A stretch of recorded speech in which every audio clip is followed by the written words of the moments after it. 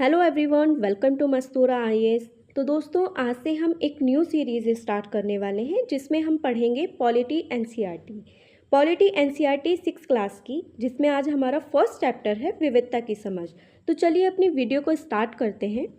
तो दोस्तों, सबसे पहले हम समझेंगे विविधता को। What is diversity?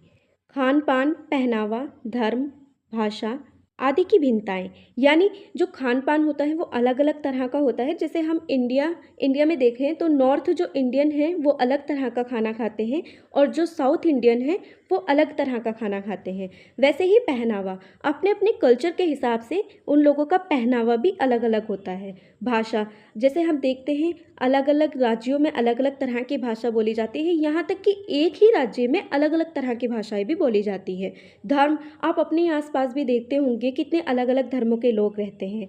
इन सब की भिन्नताएं ही विविधता कहलाती है। चलिए अब समझते हैं गैर बराबरी यानी असमानता को।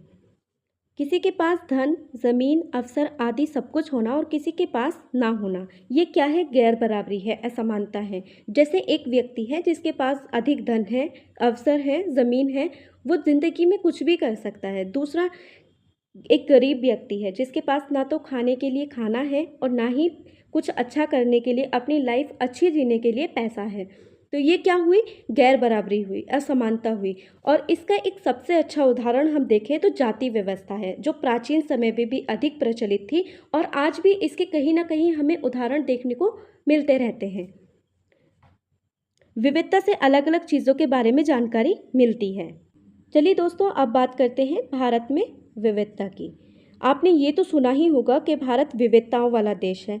आइए जानते हैं भारत कैसे विविधताओं वाला देश है। भारत में विभिन्न प्रकार की भाषाएं बोली जाती हैं, अलग अलग धर्मों के लोग रहते हैं, अलग अलग तरह के त्यौहार मनाए जाते हैं। यहाँ का खाना पीना बिल्कुल अलग तरह का होता है। यानी नॉर्थ इंडिया में अलग तरह का खाना होता है, साउथ इंडिया में अलग तरह का खाना होता है। लेकिन एक इसमें की पॉइंट है कि उद्देश्य एक ही है लेकिन माध्यम अलग अलग है।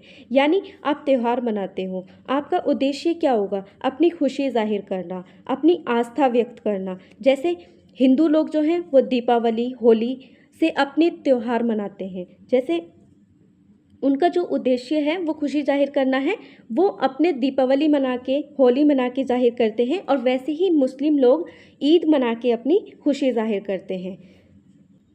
चलिए अब बात करते हैं हम विविधताओं को कैसे समझें। पुराने समय में लोग अनेक कार्यों से एक जगह से दूसरी जगह जाते थे। जैसे आज भी हम ट्रैवल करते हैं अपने अलग अलग कामों की वजह से।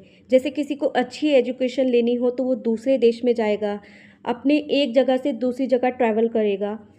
दूसरा, लोगों को नई जगह बसने में वहाँ की मिश्रित संस्कृति उभरती थी। मान लो आपको यहाँ से यहाँ पर ट्रैवल करना हो तो आप यहाँ पर अपनी संस्कृति लेके जाओगे, यानी अपनी भाषा, अपना खान पीन, अपना पहनावा, ये सब चीज़ें लेकर जाओगे तो यहाँ पर एक मिश्रित, यहाँ पर भी अपनी एक संस्कृति होगी और आप यहाँ से लेके जाओगे अपनी संस्कृति, तो यहाँ पर एक मिश्रित संस्कृति उभरेगी। ठीक है, इसी को हम विविधता कहते हैं, इसी से विविधता आती है। किसी भी क्षेत्र की विविधता पर वहाँ के ऐतिहासिक और भौगोलिक कारकों का प्रभाव होता है। जैसे पहाड़ी क्षेत्र के लोगों का जीवन बसर करने का तरीका समुद्री क्षेत्र के लोगों से बिल्कुल अलग होगा। कैसे अलग होगा? जो समुद्री इलाके के लोग होंगे उनके पास खाने पीने के अच्छे विकल्प होंगे क्योंकि कृषि अच्छी होगी वहाँ पर। और दूसरा, पहाड़ी जो लोग होते हैं उनके पास कृषि के विकल्प अच्छे नहीं होते हैं, जिसकी वजह से उनके पास खाने पीने के विकल्प भी अच्छे नहीं होते हैं। वहाँ पर भौतिक ठंडी अधिक होती है, जिसकी वजह से कृषि अच्छी नहीं हो सकती। चलिए सबसे पहले देखते हैं लद्दाख को। जम्मू और कश्मीर का पूर्वी हिस्सा। लद्दाख का मैप लोकेशन देख लेते हैं। यहाँ पर है लद्दाख, जम्मू और कश्मीर के पूर्वी हिस्से में। पहाड़ी और रेगिस्तानी इलाका है, लंबे समय तक बर्फ से ढका हुआ रहता है। यहाँ पर बर्फ अधिक पड़ती है जिसकी वजह से खेती, पेड़ पौधे बहुत कम होते हैं। यहाँ पर वर्षा भी बहुत कम होती है। पेड़ पौधे कम होंगे तो यहाँ पर खेती बहुत कम होगी। खेती कम होगी तो यहाँ के जो लोग हैं वो खाने पे डिपेंड, गेहूँ, चावल, रोटी, इन पर डिपेंड ना रहकर कोई और चीज़ विकल्प देखेंगे खाने पीने के लिए। ठीक है, आगे देखते हैं, इनकी आर्थिक स्थिति के बारे में जानते हैं। पश्मीना शॉल, आपने एक फेमस चीज़ सुनी होगी लद्दाख और कश्मीर की, पश्मीना शॉल। पश्मीना ऊन से बनाई जाती है। ये पश्मीना ऊन इस भेड़ से प्राप्त होती है जो बहुत महंगी होती है, और यह ऊन लद्दाख में पाए जाने वाले खास भेड़ से प्राप्त होती है। यहाँ बहुत सारी घाटियाँ हैं। आपको पता है जब पहाड़ी इलाका है तो यहाँ पर घाटियाँ भी बहुत सारी होंगी, जिससे गुजरकर व्यापारी लोग मध्य एशिया से तिब्बत आते थे। ये मैप है, यहाँ से मध्य एशिया है और यहाँ से होकर गुजरकर लोग तिब्बत और चाइना जाते थे। ठीक, नेक्स्ट है लद्दाख के रास्ते ही बौद्ध धर्म तिब्बत पहुँचा।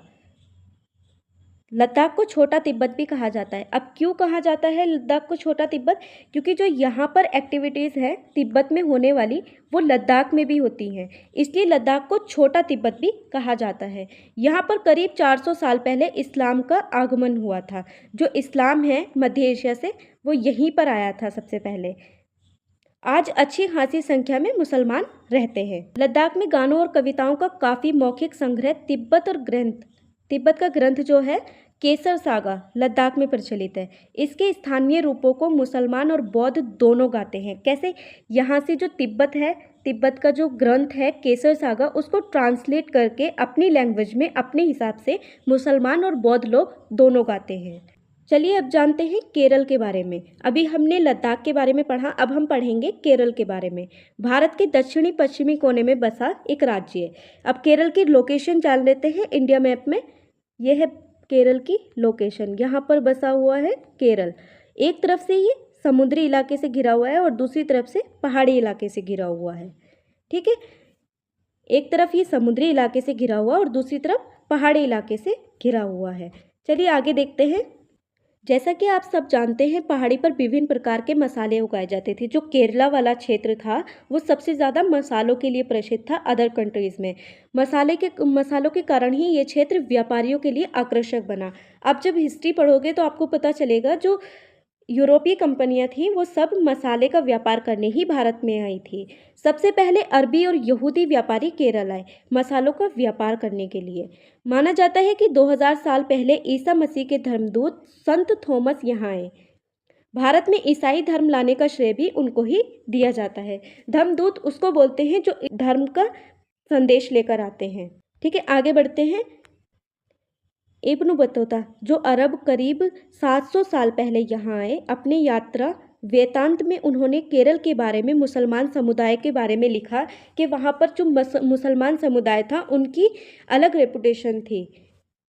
यहाँ केरल का एक सबसे ज़्यादा त्यौहार जो प्रसिद्ध है वो है ओणम। यहाँ पर नव प्रतियोगिता होती है, जो समुद्र में नाव की एक प्रतियोगिता होती है। चलिए अब बात करते हैं वास्को डी गामा के बारे में। वास्को डी गामा पानी के जहाज से केरल पहुंचे थे 1498 में कालीकट तट पर। उसके बाद पुर्तगालियों और यूरोप वासियों को भारत आने का समुद्री मार्ग मिला था। जो समुद्री मार्ग की खोज थी वो वास्को डी गामा ने की थी भारत आने के लिए। केरल में चावल की खेती अधिक होती है। लोग अधिकतर मछली, सब्जी और चावल खाते हैं। समुद्री इलाका है तो यहाँ पर क्या होगा, मछली सबसे ज़्यादा होंगी, और समुद्री इलाका है तो यहाँ पर खेती भी सबसे ज़्यादा होगी, तो चावल सबसे अधिक खाए जाते हैं। अब आपको पता चला होगा कि केरल में चावल सबसे अधिक, मछली सबसे अधिक क्यों खाई जाती है, और लद्दाख के क्षेत्र में दूध और मांस ये सब ज़्यादा क्यों खाया जाता है। आगे बढ़ते हैं। अब आप लोगों ने देखा दोनों क्षेत्र की भौगोलिक स्थिति अलग अलग है, ऐतिहासिक प्रभाव एक जैसा है। जैसे केरल है वो किस चीज़ के लिए फेमस था, मसालों के लिए, और लद्दाख ऊन के लिए, क्योंकि यहाँ पर लद्दाख जैसे सर्दी बहुत ज़्यादा होती है तो यहाँ पर क्या चीज़ हो सकती है, ऊन सबसे ज़्यादा होगी। सांस्कृतिक जीवन पर इतिहास एवं भूगोल का प्रभाव, आप लोगों ने देखा खान पीन अलग है, केरल का खान पीन अलग है क्योंकि वहाँ पर खेती अधिक होती है, तो वहाँ पर जो लोग हैं वो किस चीज़ पर निर्भर होते हैं, चावल पर और मछली पर, फिश पर। और वैसे ही लद्दाख जो उनका क्षेत्र है वो पहाड़ी इलाका है, वहाँ पर बर्फ़ ज़्यादा पड़ती है, वर्षा बहुत कम होती है, खेती बहुत कम होती है, तो जिसकी वजह से वहाँ के जो विकल्प हैं खाने पीने के वो अलग तरह के हैं केरल के मुकाबले में। ठीक है, अब आगे देखते हैं।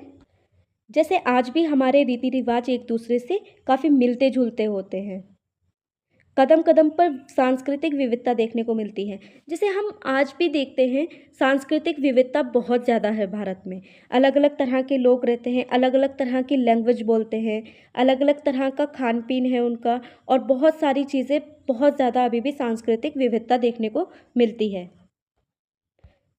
दूसरा है हमारा विविधता में एकता। ये सेंटेंस आपने सुना होगा, विविधता में एकता, अनेकता में एकता। भारत की विविधता या अनेकता में एकता की ताकत का स्रोत माना जाता है। कैसे? हम इस चीज़ के लिए बटे नहीं है कि हम एक अलग अलग धर्म के लोग हैं, अलग अलग भाषा बोलते हैं, अलग अलग खान पीन है। इस तरह इसने इस चीज़ को हमने अपनी एक कमज़ोरी नहीं बनाया है। जब भारत पर अंग्रेज़ों का राज था तो विभिन्न धर्म, अलग अलग तरह का धर्म, अलग अलग भाषा बोलने वाले, अलग अलग क्षेत्र में रहने वाले लोग, महिलाएं और पुरुषों ने साथ मिलकर लड़ाई लड़ी थी। ठीक है, आगे देखते हैं। जैसे स्वतंत्रता संग्राम के दौरान बहुत सारे गीत लिखे गए, बहुत सारे चिन्ह हमें मिले, वो भी विविधता के प्रति हमारा विश्वास बनाए रखने में मदद करते हैं। जैसे अनेकता में एकता का विचार नेहरू जी ने दिया था। रविंद्रनाथ टैगोर द्वारा रचित हमारा राष्ट्रगान भारतीय एकता की पहचान है। जो हमारा राष्ट्रगान है उसमें अलग अलग राज्यों की बात की गई है, अलग अलग भाषा की बात की गई है। तो वो क्या है? हमारे जो भारतीय एकता है उसकी पहचान है। तो दोस्तों ये था हमारा 6th क्लास की एनसीईआरटी का फर्स्ट चैप्टर। आई होप आपको अच्छे से समझ आया होगा। ऐसे ही और वीडियोस देखने के लिए हमारे चैनल को सब्सक्राइब करें।